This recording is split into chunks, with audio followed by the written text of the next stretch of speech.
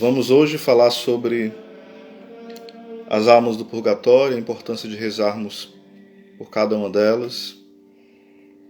Almas que são tão esquecidas por nós, infelizmente. A nossa ingratidão, a nossa falta de caridade, faz com que esqueçamos de rezar por essas almas, dos nossos entes queridos, dos nossos amigos e de outros. Vai falar o seguinte no Tratado do Purgatório: a justiça divina fere as benditas almas para as purificar, santificar e torná-las dignas do esplendor da glória celeste e da visão beatífica de Deus. O fogo é devorador. O sofrimento, portanto, é incrível. A enormidade do pecado foi tão grande que só pela cruz houve a salvação, e só pelo fogo a purificação total, para poder entrar na glória de Deus. Os estudiosos do assunto classificam-no de o oitavo sacramento, o sacramento do fogo. É uma analogia, tá entre aspas aqui, né? Mas é considerado também o sacramento da misericórdia, na entrada da vida eterna. Algumas opiniões dos santos padres sobre o purgatório. Vamos lá.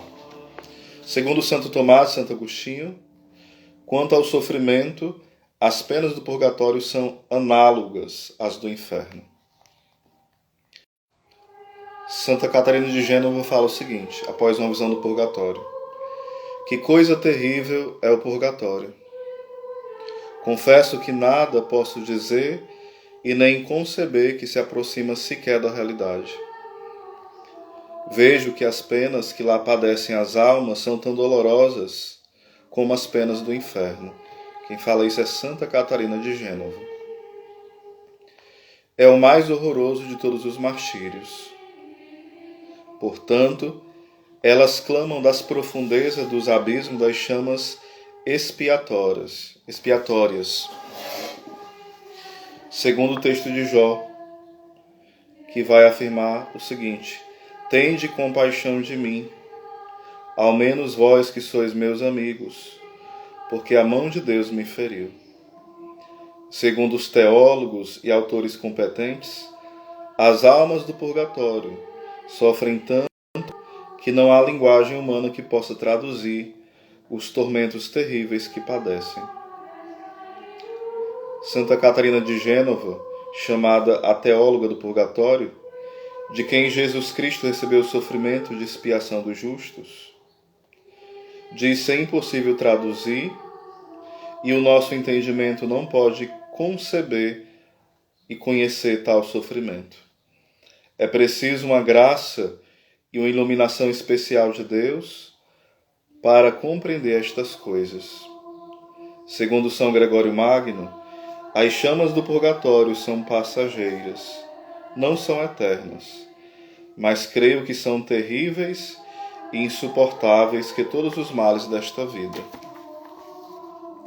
São Boaventura ensina: os nossos maiores sofrimentos ficam muito aquém do que ali se padecem. Santo Ambrósio e São João Crisóstomo nos afirmam o seguinte: todos os tormentos, todas as perseguições,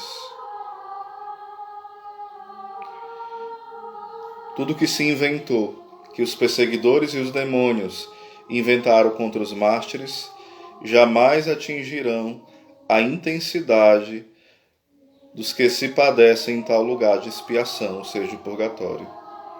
Santo Antônio dizia: o fogo do purgatório é de tal maneira rigoroso que, comparado com o que conhecemos na terra, este se afigura como pintado num painel. Repetindo, Santo Antônio fala o seguinte, né? O fogo do purgatório é de tal maneira rigoroso, que, comparado com aquele que conhecemos nesta terra, este se assemelha apenas a um painel pintado. São Nicolau Tolentino fala o seguinte: tive uma visão de um imenso vale, onde multidões de almas se torciam de dor num braseiro imenso, e gemiam de cortar o coração. Santo Tomás ainda afirma: o purgatório tem penas que ultrapassam a todos os sofrimentos deste mundo. E ainda acrescenta: a mínima pena do purgatório excede em intensidade a máxima pena deste mundo. Repetindo o que fala Santo Tomás. O purgatório tem penas que ultrapassam a todos os sofrimentos deste mundo. Aqui na internet, vamos lá de novo. A mínima pena do purgatório excede em intensidade a máxima pena deste mundo.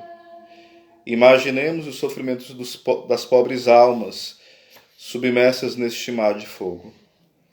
Santo Agostinho diz que o fogo com que Deus purifica as almas dos justos no purgatório tem a mesma natureza do fogo com que, por permissão divina, são os réprobos, ou seja, os condenados, atormentados no inferno. Segundo Domingo Soto, ele fala o seguinte: se o homem tivesse de suportar os tormentos do purgatório, a dor, que a internet está parando muito, né? Infelizmente. Segundo Domingo Soto, ele fala o seguinte: se o homem tivesse de suportar os tormentos do purgatório, a dor matá-lo-ia naquele mesmo instante. A alma imortal, por sua natureza, torna-se mais forte pela separação do corpo orgânico, e por isto tem a capacidade para tanto sofrimento. O Denseg, né, que está lá a compilação dos símbolos da fé, ele vai nos ensinar que nós não devemos falar muito sobre as revelações privadas para o povão, né? Porque as pessoas não têm, às vezes, uma capacidade emocional e intelectual. Não é exatamente esse o motivo que vai falando lá, mas eu estou aqui explicando, né? A capacidade intelectual e emocional das pessoas, em especial neste tempo, não conseguem suportar ao ouvir sobre essas revelações privadas. Acabam confundindo muita coisa, né? É um lugar de pena, sim, o purgatório, mas também é um lugar de esperança e de misericórdia. Do purgatório se vai para o céu. Lá estão os salvos, né? Então é importante a gente pensar, de fato, eu tenho sido caridoso com os meus entes queridos? Eu sempre repito isso nas minhas pregações. Nós acendemos velas, isso é belo. Nós colocamos flores, um túmulo bonito, vamos mandar arrumar a tumba da pessoa, tem muitas lágrimas, mas acima disso tudo, e junto com isso tudo deve-se ter o quê? Orações, penitências, sufrágios, missas celebradas em intenção dessas almas, o rosário, orações falsas, como? Que nós fazemos muitas vezes. Alguém morre agora e nós já dizemos que ela está no céu. Nós esquecemos do purgatório. E isso é uma tristeza enorme, em especial para essas almas que estão no purgatório. Porque nós, o que nós fazemos? Nós canonizamos todo mundo e dizemos que todo mundo já está no céu. E dizemos que aquela missa só é para o consolo da família, que não serve de nada para aquela pessoa. Claro que serve. Aquilo que mais serve para as almas do purgatório são as missas oferecidas. A gente deve oferecer sempre pelos nossos entes queridos. Muitas vezes nós oferecemos uma missa de sétimo dia, rezamos naquela intenção e depois nós abandonamos a oração por aquele ente querido. Isso não deve ser feito de forma alguma. Por mais que você creia que a pessoa já esteja no céu, mesmo assim continue intercedendo, porque você não tem uma certeza de fé, uma certeza absoluta. Certeza absoluta nós temos dos santos canonizados. Por mais que a pessoa seja piedosa, virtuosa, é o nosso dever de caridade continuar rezando por essas pessoas. Não só uma missa, 2 ou 3, sempre, continuar rezando sempre por estas pessoas. O terço, o rosário, o ofício, oferecer o jejum, oferecer as penitências, as renúncias e colocar nas intenções da Santa Missa. Então voltemos à fé católica. Infelizmente é um tempo de muita confusão, onde as pessoas, em nome da misericórdia, assassinam a santa doutrina. Não sejamos esses assassinos da santa doutrina. Não vamos colaborar com a confusão. E não vamos entrar na apostasia, no abandono da fé. A fé de sempre é que, assim que nós morremos, tem logo o juízo particular. Hebreus 9, 27. Está destinado ao homem que ele morra uma só vez. Aqui já bate no Espiritismo, morra uma só vez. E após a morte, segue-se o juízo. Que juízo é esse? É o juízo particular, onde a pessoa se perde eternamente ou é salva eternamente. Os que são santos vão direto para o céu. Os que ainda não são santos, mas eram pessoas boas, virtuosas, piedosas e morreram em estado de graça, vão para o purgatório e depois para o céu. E aqueles que morreram no pecado mortal se perdem eternamente e vão para o inferno. Osés, mas eu não sei se meus familiares estão no céu, no purgatório ou no inferno. Se Deus o livre estiver no inferno, essas orações vai para outras almas do purgatório. Se estiver no céu, bendito seja Deus, essas orações também vai ser direcionada a outras almas. E se estiver no purgatório, vai beneficiar esta pessoa ou outras que Deus acha que precisa de forma mais urgente. Então a gente precisa ter essa maturidade. Infelizmente, hoje aqueles que deveriam nos ensinar, às vezes pessoas boas, virtuosas, às vezes pregadores, teólogos, vão ensinando coisas contra o purgatório, contra o inferno. Isso não é de Deus, isso é a semente do maligno, querendo confundir os fiéis. Então vamos ouvir a doutrina de sempre da igreja. Está no catecismo, de forma muito clara. O catecismo está até apoiando essa live, apoiando assim, né? Estava ali sustentando. Aqui é o amarelinho, só que aqui a capa está verde, porque é edição de Portugal, edição de Coimbra. Mas é o mesmo catecismo amarelo, tá bom? Com a tradução fantástica aqui do latim. Aqui é português, foi traduzido, claro, do latim, né? Mas uma tradução muito fiel mesmo, português aqui impecável. E apoiando embaixo aqui tem o Catecismo Romano, Concílio de Trento aqui, né? A mesma doutrina de sempre. Tá certo? E o que eu estava lendo para vocês é o Tratado do Purgatório, que está aqui em apostila.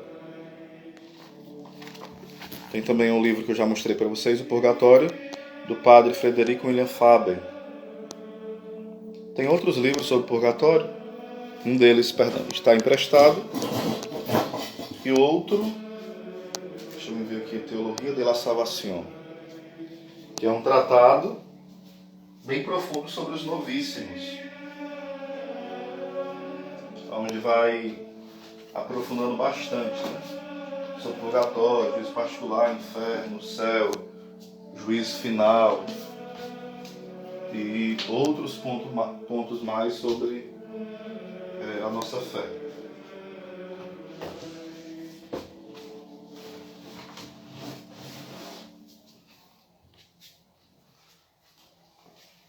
Pronto, não saiam, viu? Esse livro aqui, Teologia de la Salvación, Padre Rui Marinho, um grande teólogo dominicano, fala bastante sobre as almas do purgatório. E o Denzigen, que é um resumo das definições e declarações de fé e moral da igreja, né?